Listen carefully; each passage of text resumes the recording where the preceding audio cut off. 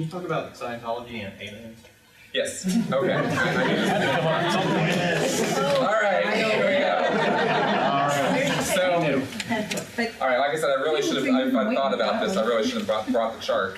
Scientology has levels of awareness that you're supposed to be able to achieve through the dynamics of Scientology counseling. Okay. And Hubbard put this all together, and the analogy that he made is a bridge. He called it the bridge to total freedom. And you walk the walk, and you walk the steps, and you make it to this upper, higher state called operating thetan.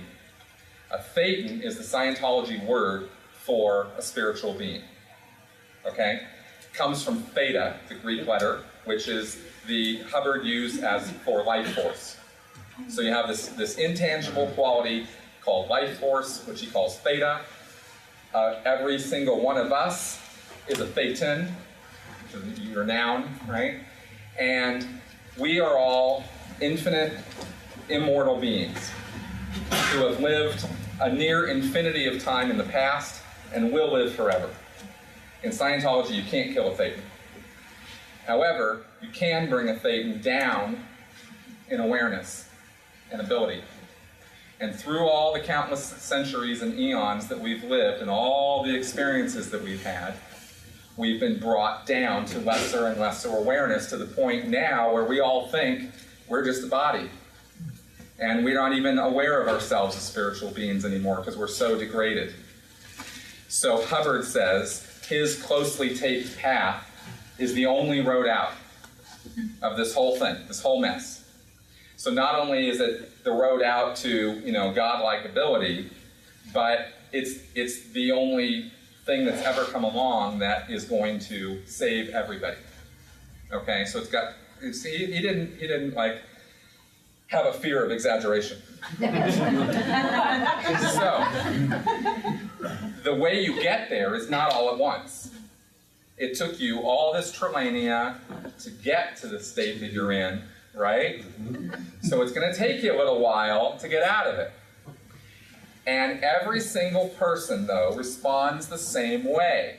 Basically, the same series of steps will get you to this plateau of ability.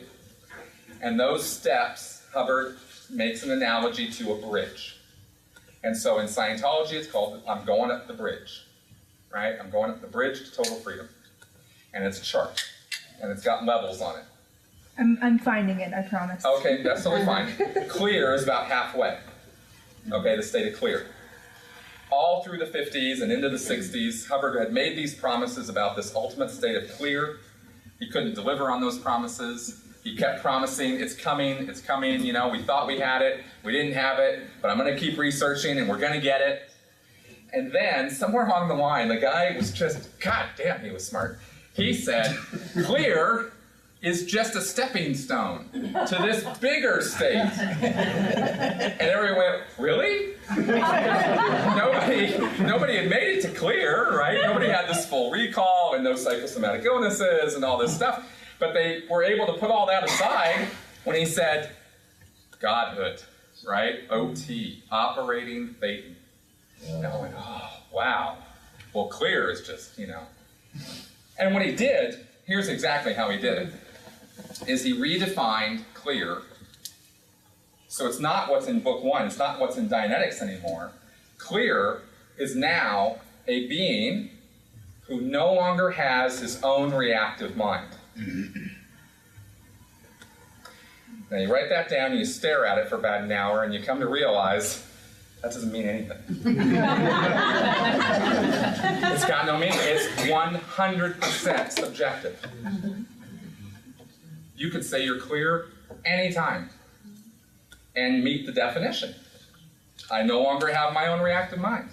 It's genius, right? Because you go, oh, okay, that's what clear is. Great, yeah, I'm clear. Let's get on to this OT stuff, right? Because you got to be clear before you can go OT. So, and it's a totally subjective state, right? Because how do you know if you do or don't have a reactive mind when the whole nature of the reactive mind is to be a subconscious mind? How would you know? There's no test for it, no scientifically validated thing on this. It's all subjective. So, he starts promising in the mid-60s, he starts talking about this thing about OT. And in 1967, he had started releasing levels called OT levels. So it was clear, and he said, we got clear taped, we got it all nailed, it's a being who no longer has his own reactive mind, and people were going, okay, good, now I'm finally clear. And he goes, now we're going to start releasing these OT levels. And he released OT1 and OT2, and then he went off on the ship, and he researched, and he gave this lecture, and it's called Ron's Journal 67 for 1967, RJ 67, famous lecture in Scientology. And he sits on some patio somewhere in the Mediterranean or something, and he talks about how he almost killed himself discovering this level of awareness. Nobody else has ever been able to attain it in all of the history of the galaxy. Galaxy? Right? Again, this guy, exaggeration, right? Because clearly when you're talking about infinite spiritual beings who have lived, eons, they go past this planet. I don't know. Right? That is not it. Nope. But Right. that's you're getting there. You're almost there. All right. So it's a chart. There's a billion charts here. Yeah, I know. Yeah, there it is. This Here? is it. This is it right here. That. This is it. Bridge. All these I levels, think it's gonna right? be tiny. I can't. Yeah, all these little levels. Clear is about here. Control plus. Control plus. It's still gonna make it blurry though. Where the hell is the? I don't see a plus. Oh, there it is. All right. I know it's blurry. I'll walk I'm you through it. sorry. Clear is about here, okay? And each of these are OT levels, and they go up through 15. Okay? What's been released so far is only up to 8. There's question and controversy as to whether 9 through 15 even exist. Nobody thinks yeah, no, I'm talking about whether they actually exist at all. Like if there's any paper anywhere that even has them. At least through OT8, there's something on a piece of paper that you can do that is supposed to be this OT level. So anyway, getting to your question. So with this idea of infinitely, infinite, you've lived for eons and all this, Hubbard said that all the trouble with us goes back to before this lifetime and before this planet, and horrible things that happened to us many, many trillion ago. And a big part of this is dating when things happened to you, finding the specific time that it happened, whether it was tens of millions of years ago, hundreds of millions ago, thousands of years ago, tens of thousands of years ago, hundreds of thousands of years ago, millions of years ago, tens of millions, etc., right? So, this thing that he talks about with OT3 in 1967 is something that's supposed to have happened 76 trillion years ago. Okay?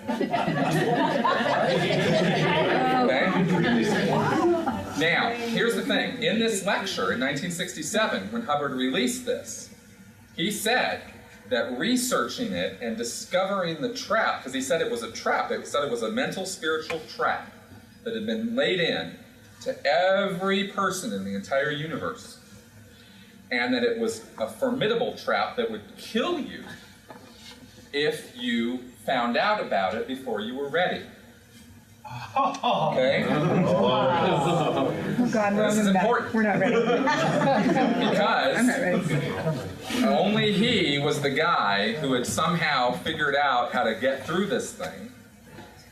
But he almost died. He said he broke his arm, he broke his back, he had all these horrible things happen to him. But somehow he made it through, and he wrote it all down, and he figured out how to get through the trap so all of us could get through it. Okay? And what that incident is that happened 76 trillion years ago is what they talk about on South Park.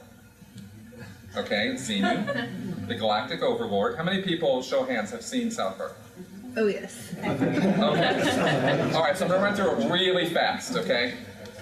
76 trillion years ago, galactic overlord named Xenu ruled the galaxy, decided in his evilness that everybody needed to be done away with, somehow sucked up everybody, called them all in for a tax audit or something, got them all in, froze them as beings, right? Got them stuck in bodies, froze them, put them on planes, sent them to Earth, which Hubbard noted at the time was called TGAC. These planes, I know, I'm telling you, this is not supposed to make sense, okay? But it's what's in there. Flies all these beings to Earth, throws them in volcanoes, 76 trillion years ago. They all go in volcanoes, they all die. Nuclear bombs go off. Wow. Yeah. The beings, the spiritual beings, are all messed up, right? Are then grabbed somehow, I don't know how you grab a spiritual being, but they did it, and put into a place where they were then hypnotized and implanted with all of the trappings of our modern society, religion, government, that you must obey, things like this. However, because this was so screwed up, and everybody got so screwed up on this whole thing, a lot of these beings got so messed up and in such a degraded state that they basically were practically one step above death. And so they are not functioning, right? They, like leeches, glom onto the spiritual beings who still have half a couple brain cells to rub together, okay? And again, I'm not trying to explain this so that it all makes sense, because it doesn't make sense. But these things are called these degraded spiritual beings, who are the same kind of spiritual being as you and me. It's just that they're so screwed up. Glom on like leeches. They're called body thetans. And they literally make up the body. And this is the big discovery of OT3, is that this whole thing happened. It's all a trap. It was all done to mess everybody up. Xenu became the, victim of his own trap a few years later, and everything just collapsed. And the entire universe has been a wasteland because of this whole thing that happened 76 trillion years ago. And all these beings, us, have been stuck here ever since, living life after life after life in this screwed up condition that we're in. And that's why things are the way they are. OT3 is the first level where you start freeing these body thetans. Because they're not quite dead. And they're all, if you can imagine, if you were covered with leeches, it might affect how you act and think, right? Well, all these body thetans all over you that you don't even know are there affect your thinking processes and affect how you look at things. Unconsciously, you don't even know about them, right? And so, the procedure of OT3, what you actually do to get through this level, is supposed to telepathically get these things off of you. And at the same time, kind of rehabilitate them, so you're really doing a lot of good. Because you're raising from the dead, practically, all these dead spiritual beings. Okay? That's OT3. It's been misnamed that all these things are aliens or space cooties. Okay? They're not. They're just spiritual beings. Okay? There's more. Don't go in here. Now, everything I just told you, according to L. Ron Hubbard in 1967, should kill you. I feel pretty safe telling you about it because I found out about all this, over a year ago. I didn't get sick and I didn't die. But Scientologists actually believe that. They're not told about this until they get to that level and until they've paid thousands of dollars to get there. So when the time they get there, they're pretty invested. And they really want to believe this. And all you're told in the Scientology world, and all I was told the whole time I was in Scientology, practically from the first day I was there, is that this OT level is so powerful, so amazing, it will change your entire life. Obviously for the better, when you do it. And you will never see things the same again. It will rock your world like nothing else ever has. You'll never guess what it is, ever in a million years, because they all believe that you can't guess what it is because it's a mental trap that will keep you from guessing what it is, you see? And it's so powerful and so amazing that when you free all these body thetans, you yourself as a spiritual being become very, very free. Problem is, okay, so that's OT3. Okay, that's the thing. Now, here's what really happened in the real world. So in 1967, OT3 gets done. A few years later, OT4, OT5, OT6, 7, and 8. Hubbard, who at this point fully believed this stuff, and was trying to get rid of these body thetans himself every single day with that e-meter, was working on this all through the 70s and into the 80s until literally the day he died, trying to get rid of these body thetans, because he said OT3 actually turns out doesn't get rid of all of them. Nor does 4, nor does 5, nor does 6, 7, all the way up, you're still trying to fight these body thetans, and as far as he went, he never, till the day he died, thought that he got rid of all of them. Scientologists don't know that.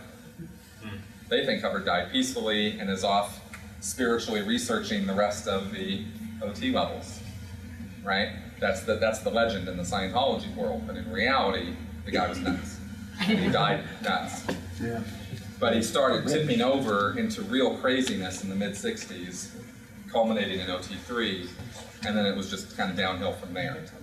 And again, everybody outside of the Scientology bubble knows about this. You can watch South Park. You can look it up on the internet. That's how I found out about it. I've talked to OTs, because I didn't get to this stage when I was in the church, but I've talked to people who did, and they said, oh yeah, no, absolutely. Everything I just told you is absolutely what they learned and what they studied.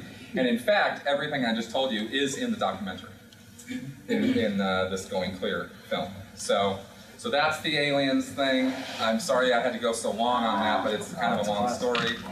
And I had to give you some backup on that, but it's not aliens really, but that's what they call it.